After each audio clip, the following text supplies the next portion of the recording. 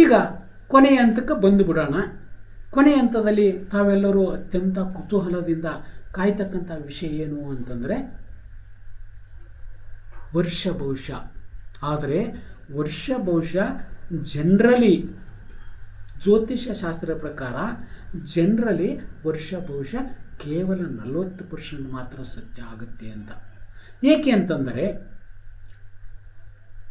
ಭಾರತ ದೇಶದಲ್ಲಿ 120 ಕೋಟಿ ಜನಸಂಖ್ಯೆ ಇದೆ ಎಂದು ತಿಳಿಯೋಣ. ರಾಶಿಗಳೆಷ್ಟು? 12 ರಾಶಿಗಳು. ಒಂದು ರಾಶಿಗೆ 10 ಕೋಟಿ ಜನವನ್ನು ಹಾಕಿಬಿಟ್ರೆ 120 ಕೋಟಿ ಜನ ಆಗುತ್ತೆ. ಈಗ ನೋಡಿ, ಮೇಷರಾಶಿದ ತಗೊಳ್ಳೋಣ. ಮೇಷರಾಶಿಯಲ್ಲಿ ಈ ವರ್ಷ ಒಂದು ಮಗುವಿನ ಜನ ಆಗಿರ್ತಾ, 5 ವರ್ಷದ ಮಗು ಒಂದಿರ್ತಾ, 20 ವರ್ಷದ ಒಬ್ಬರು ಇರ್ತಾರೆ, ಯುವಕರು ಇರ್ತಾರೆ, ಒಂದು 60 ವರ್ಷದ ವ್ಯಕ್ತಿಗಳಿರ್ತಾರೆ, ಕೆಲವೊಬ್ಬರು ಮುಪ್ಪಾದಂಥ ವ್ಯಕ್ತಿಗಳು ಇರುತ್ತಾರೆ. ಎಲ್ಲ ಮೇಷರಾಶಿಗೆ ಇದೇ ಫಲ ಅಂದರೆ ಇದೇ ಫಲ ಅಲ್ಲ.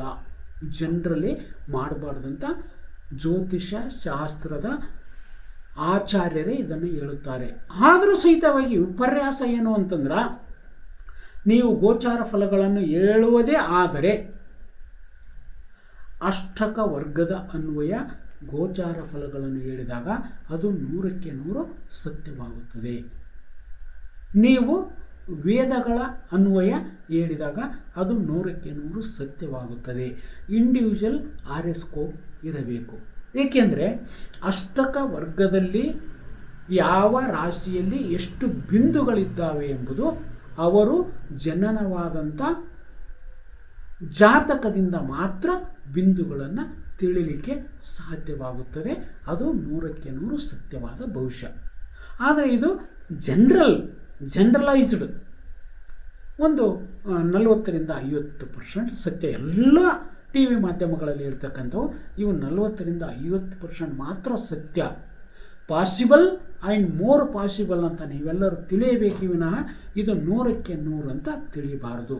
ಏಕೆ ಅಂತಂದ್ರೆ ಪ್ರಿಡಿಕ್ಷನದಲ್ಲಿ ಹಲವು ಪದ್ಧತಿಗಳಿವೆ ನೋಡಿ. ದಶಾ ಪದ್ಧತಿಯ ಪ್ರಕಾರ ಭವಿಷ್ಯಗಳನ್ನು ಹೇಳಬೇಕು, ಗೋಚಾರ ಪದ್ಧತಿಯ ಪ್ರಕಾರ ಭವಿಷ್ಯಗಳನ್ನು ಹೇಳಬೇಕು, ಅಷ್ಟಕ ವರ್ಗಗಳ ಪದ್ಧತಿ ಪ್ರಕಾರ ಭವಿಷ್ಯಗಳನ್ನು ಹೇಳಬೇಕು ಎಂಬುದರಲ್ಲಿ ಅನೇಕ ಆಚಾರ್ಯರು ಅಷ್ಟಕ ವರ್ಗದ ಅನ್ವಯ ಭವಿಷ್ಯವನ್ನು ಹೇಳಿದಾಗ ಅದು 100ಕ್ಕೆ 100ರಷ್ಟು ಸತ್ಯವಾಗುತ್ತದೆ ಅಂತ.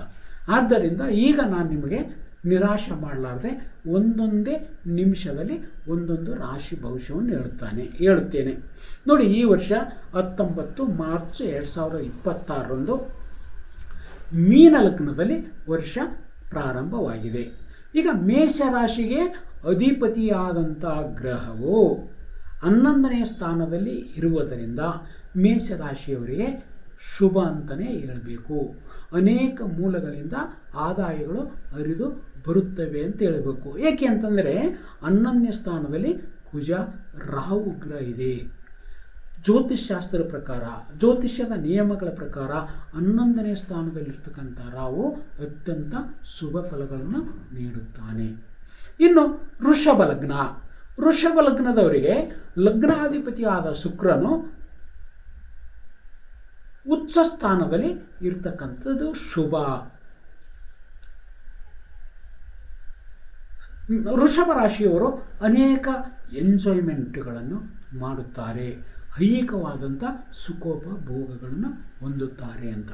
ಇನ್ನು ಮಿಥುನ ರಾಶಿಯವರು, ಆ ಮಿಥುನಕ್ಕೆ ಅಧಿಪತಿಯಾದಂಥ ಯಾರು? ಬುಧನು ಗುರುವಿನ ಜೊತೆ ಪರಿವರ್ತನಾ ಯೋಗದಲ್ಲಿರುವುದರಿಂದ ಉದ್ಯೋಗದ ಅವಕಾಶಗಳು, ಅನೇಕ ಉದ್ಯೋಗದ ಅವಕಾಶಗಳು ನಿಮ್ಮನ್ನು ಹುಡುಕಿಕೊಂಡು ಬರುತ್ತವೆ ವಿನಃ ನೀವು ಉದ್ಯೋಗಕ್ಕಾಗಿ ಅಲಿಯಬೇಕಿಲ್ಲ ಅಂತ. ಇನ್ನು ಕರ್ಕ ಲಗ್ನ ನೋಡಿ, ಕರ್ಕಕ್ಕೆ ಅಧಿಪತಿಯಾದಂಥ ಚಂದ್ರನು 4 ಗ್ರಹಗಳ ಇತಿಯಲ್ಲಿ ಇರುವುದರಿಂದ ಇವರಿಗೆ ಮಿಶ್ರ ಫಲಗಳು ಉಂಟಾಗುತ್ತವೆ ಅಂತ ಹೇಳಬೇಕಾಗುತ್ತೆ. ಏಕೆಂದರೆ ನೀವು ಬೇವು ಬೆಲ್ಲ ಎರಡೂ ನಿಮ್ಮ ಜೀವನದಲ್ಲಿ ಇರುತ್ತವೆ ಅಂತ ನೀವು ಅರ್ಥ ಮಾಡಿಕೋಬೇಕು. ಇನ್ನು ಸಿಂಹ ಲಗ್ನದವರು, ಸಿಂಹಕ್ಕೆ ಅಧಿಪತಿಯಾದಂಥ ರವಿಯು ಆ ಲಗ್ನದಿಂದ 8ನೇ ಸ್ಥಾನದಲ್ಲಿ ಇರುವುದರಿಂದ ಯಾರು 40 ವರ್ಷ 50 ವರ್ಷ ಮೇಲ್ಪಟ್ಟವರು ಇರ್ತಾರೆ. ಹಾರ್ಟಿಗೆ ಸಂಬಂಧಪಟ್ಟಂಥ ವಿಷಯಗಳಲ್ಲಿ ಜಾಗೃತಿ ಇರಬೇಕು, ಕಣ್ಣಿಗೆ ಸಂಬಂಧಪಟ್ಟ ವಿಷಯಗಳಲ್ಲಿ ಹೆಚ್ಚು ಜಾಗೃತರಾಗಿರಬೇಕು ಅಂತ. ಇನ್ನು ಕನ್ಯಾ ಲಗ್ನದವರಿಗೆ ಲಗ್ನಾಧಿಪತಿ 7 ಮತ್ತು 10ರ ಅಧಿಪತಿಯ ಪರಿವರ್ತನಾ ಯೋಗದಲ್ಲಿರುವುದರಿಂದ ವಿವಾಹ ಭೋಗಭಾಗ್ಯಗಳು ವಿಷಯಗಳಲ್ಲಿ ತುಂಬ ಚೆನ್ನಾಗಿರ್ತಾ.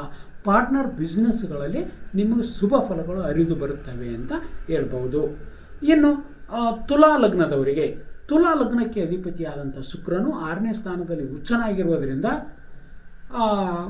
ಯಾವುದೇ ಗ್ರಹಗಳು ಉಚ್ಚ ಸ್ಥಾನದಲ್ಲಿದ್ದಾಗ ಅತ್ಯಂತ ಶುಭ ಫಲಗಳನ್ನು ಕೊಡುತ್ತವೆ.